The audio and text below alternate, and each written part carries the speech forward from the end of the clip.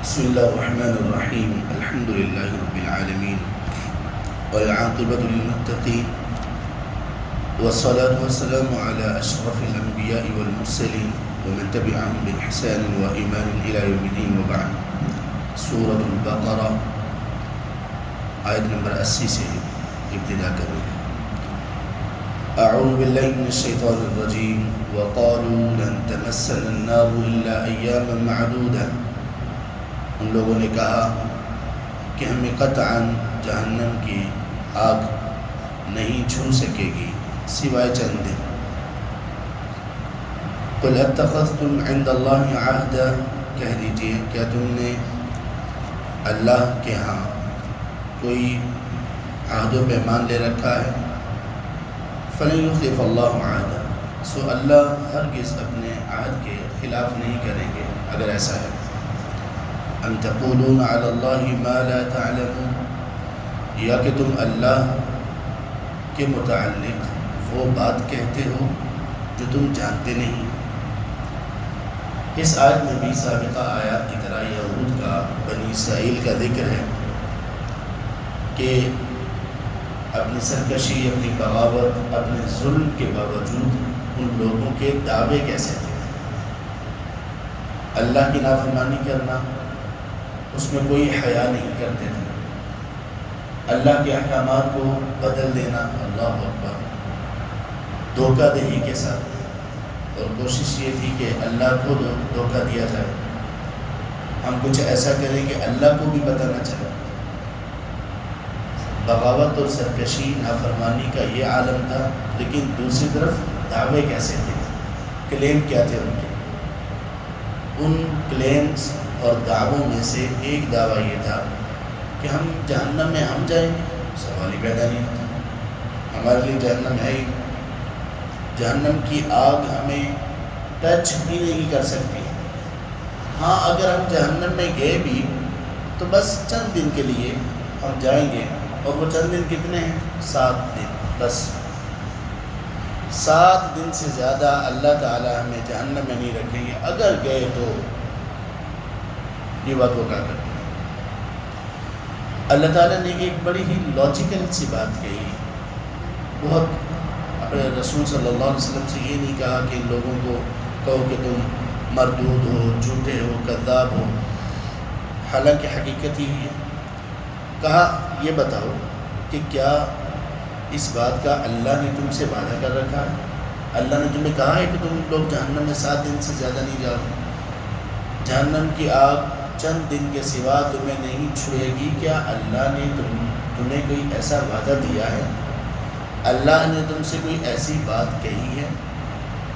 اگر اب 2 صورتیں ہو سکتی ہیں، یا تو کہی ہے جواب ہاں میں ہوگا، یا جواب نہ میں ہوگا.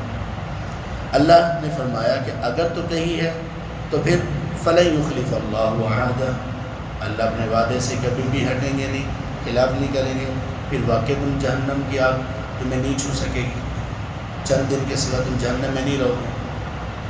اگر ایسا نہیں ہے، جواب نہیں میں ہے. اگر تم کہو کہ نہیں اللہ نے تو ہم سے کوئی ایسا وعدہ نہیں کیا، کوئی ایسی آیت تورات میں، انجیل میں تو ہمارے اوپر نازل نہیں ہوئی، موسیٰ علیہ السلام نے اپنی حدیث مبارک میں ایسی کوئی بات ہم سے نہیں کی.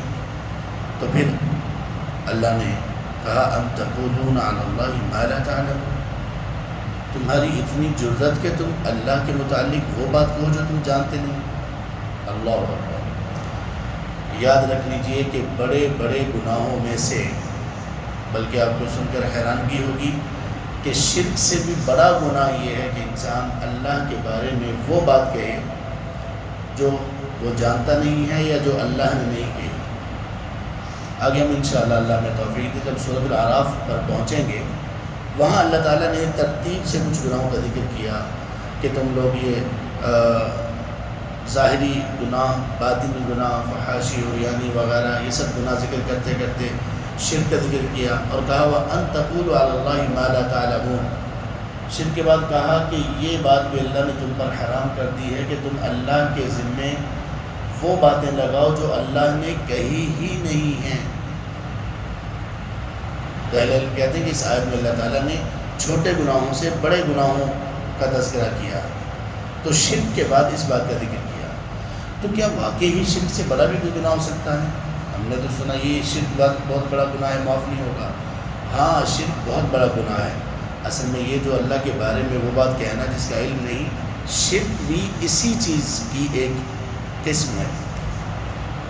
شرک میں کیا ہوتا ہے کہ انسان کسی کو اللہ کی ذات یا صفات میں شریک بنا رہا ہوتا ہے۔ بھائی تم جو اللہ کی ذات اور صفات میں کسی کو شریک بنا رہے ہو، اس بات کا تمہیں علم کیسے ہوا؟ تمہیں کیسے پتہ چلا اللہ کی یہ شریک ہے؟ کیا اللہ نے بتایا؟ اگر اللہ نے بتایا پھر تو تم ٹھیک ہو، اگر اللہ نے نہیں بتایا تو یہ کیا ہے؟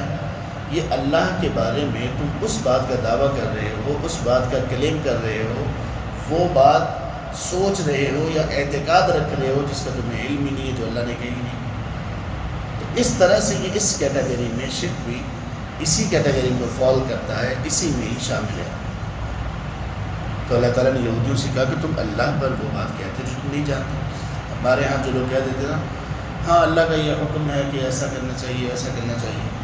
ہاں عمومی طور پر یہ بات کہہ دینا تو ٹھیک ہے، لیکن خاص چیز کے بارے میں یہ کہنا کہ اللہ نے اس کے بارے میں یہ فرمایا ہے، وہ تب کہنا چاہیے جب واقعی ایسا ہو، جب آپ کو 100% کا علم ہو کہ واقعی اللہ نے یہ کہا ہے۔ اگر ایسا نہیں ہے تو پھر قطعاً اللہ اور اس کے رسول کا نام استعمال نہ کریں۔ یہ تو اللہ کے بارے میں ہے۔ اللہ کے رسول صلی اللہ علیہ وسلم کے متعلق کیا ہے؟ آپ نے فرمایا من یقل علیہ ما لم اقل، جس شخص نے میرے ذمے وہ بات لگائی جو میں نے نہیں کہی، اس نے کچھ ایسا کہا میرا نام لگا کر جو میں نے نہیں کہا، فلیتبوأ مقعدہ فی النار، وہ شخص جہنم میں اپنا ٹھکانہ بنا لے۔ کیا مطلب؟ جہنمی ہے۔ جو میں نے نہیں کہا اس نے میرے ذمہ لگا دیا، بے شک وہ بڑی اچھی بات ہو، بہت خوبصورت بات ہو، وہ بات ایسی ہو، نعوذ باللہ نعوذ باللہ، اللہ کے رسول صلی اللہ علیہ وسلم کا نام لے کر کہا جائے کہ اب آدمی ایک دفعہ فلاں کلمہ کہتا ہے تو اس کے لیے جنت میں وہ پرندہ ایک بن جاتا ہے، ایک پیدا کر دیا جاتا ہے جس پرندے کے 49 کروڑ منہ ہیں، ہر منہ میں اتنے کروڑ زبانیں ہیں، اور ان زبانوں سے وہ جو پرندہ ہے وہ اس بندے کا نام لیتا ہے اور اس کی تعریف کرتا ہے۔ بات تو بڑی خوبصورت ہے، لیکن بات کیا ہے؟ اللہ کے رسول نے نہیں کی صلی اللہ علیہ وسلم۔ تو آپ نے فرمایا جو ایسا کرے یا کہے میرے نام کے ساتھ، وہ اپنا ٹھکانہ جہنم میں بنا۔ اس لیے تو حدیث رسول صلی اللہ علیہ وسلم کی روایت میں بھی وہی احتیاط ہے جو قرآن کی روایت میں، کیوں اللہ تعالیٰ نے اسی طرح سے تو حفاظت کی ہے قرآن کی بھی اور حدیث کی۔ اب جو ان کا کلیم تھا اللہ تعالیٰ نے اس کو رد کر دیا کہ جہنم میں تم نہیں جاؤ گے۔ وہ جو کہتے تھے کہ ہم جہنم میں چند دن کے سوا نہیں جائیں گے، تو اللہ نے اب بتا دیا کہ کون جہنم میں نہیں جائے گا اور کون جائے گا۔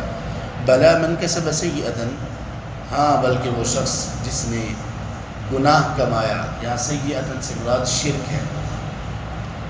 سیئۃ سے مراد سب سے بڑا گناہ اور برائی کا ارتکاب جس نے کیا، یعنی جس نے شرک کیا۔ وَأَحَاطَتْ بِهِ خَطِيئَةٌ، اور اس کے گناہوں نے اس کو گھیر لیا، یعنی اس کے تھوڑے بہت گناہ نہیں تھے، اتنے گناہ تھے کہ گناہ میں وہ بالکل غرق ہو گیا۔ فَأُولَئِكَ أَصْحَابُ النَّارِ، یہ وہ لوگ ہیں جو آگ والے ہیں، جہنمی ہیں، ہم فیہا خالدون، یہ اس میں ہمیشہ رہیں گے۔ اچھا یہ ہمیں کس نے بتایا کہ سیئۃ کا معنی یہاں پہ شرک ہم کریں گے؟ سیئۃ کا معنی تو کوئی عام سے عام برائی بھی ہو سکتا ہے، کیسے پتہ چلے گا یہ شرک ہے؟ بتائیں گے ہمیں سے کیسے ہمیں پتہ چلا؟ دوبارہ ایک دفعہ ترجمہ سنیے۔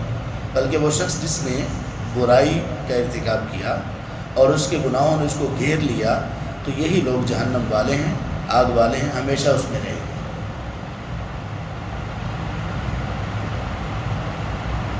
کیا سمجھ آ رہی ہے؟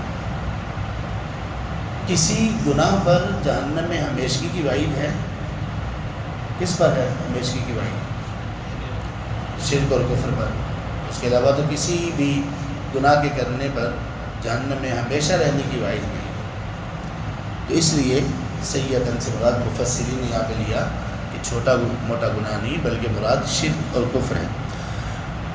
والذین آمنوا وعملوا الصالحات، اس کے برعکس وہ لوگ جو ایمان لے آئے، ایمان سے مراد ایمان کی تمام جزیات، ایمان کی تمام کلی چیزیں، اور مکمل ایمان کے جو آرٹیکلز ہیں وہ ایمان لے آئے. وعملوا الصالحات، اور پھر ایمان کا ثبوت عمل صالح سے دیا. عمل صالح کون سا ہوتا ہے؟ جو اخلاص کے ساتھ کیا جائے اور اللہ کے رسول کے طریقے کے مطابق کیا جائے صلی اللہ علیہ وسلم، اس کو کہتے ہیں عمل صالح. انہوں نے عمل صالح کیے. اولئک اصحاب الجنہ، یہی ہیں جنت کے رہائشی، جنت والے. ہم فیہا خالدون، اور یہ ہمیشہ جنت میں رہیں گے. اللہ تعالیٰ اپنی رحمت اپنے کرم سے ہمیں بھی ان لوگوں میں شامل کر دیں. آمین یا رب العالمین. سبحانک اللہم و بحمدک، اشہد ان لا الہ الا انت، استغفرک و اتوب الیک.